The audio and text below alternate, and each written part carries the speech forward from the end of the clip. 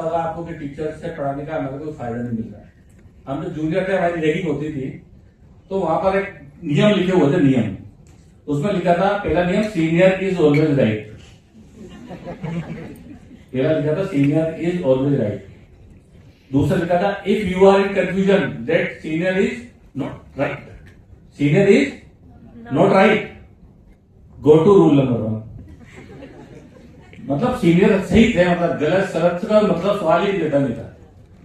तो सीनियरों का एक इतना इंपॉर्टेंट रोल होता है। आज पूरी दुनिया में बात कर रहा हूं, हमारे सीनियर हैं, विदेशों में भी हैं, देश में भी ऐसे बड़े बड़े पदों पर हैं, और उनका प्यार हमें भाइयों से ज्यादा मिलता है। तो इसलिए आप अपने सीनियरों का ध्यान रखें, सीनियर इज ऑलवेज, ठीक है। नेक्स्ट, यदि आप देखे रहते हैं, नेक्स्ट, इस आदमी को तो पहचान जाएंगे आप, ये नहीं होता। एक्चुअली हम फ्रेंडली बात कर रहे हैं, क्योंकि मेरी और आपकी उम्र में ज्यादा अंतर नहीं है, 3-4 साल का अंतर होगा, नहीं आपसे बड़ा ही होगा 3-4 साल। तो देखिए, आप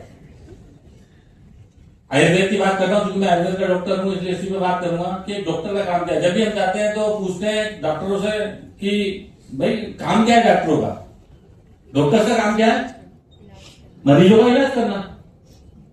नहीं, डॉक्टर का एक काम ये भी है कि जो स्वस्थ है उन व्यक्तियों को स्वस्थ रखना है। नहीं काम क्या हमारा काम यही है क्या, ढूंढते रहे मरीजों को, जब खुद मतलब भगवान से मांगे क्या मरीजों।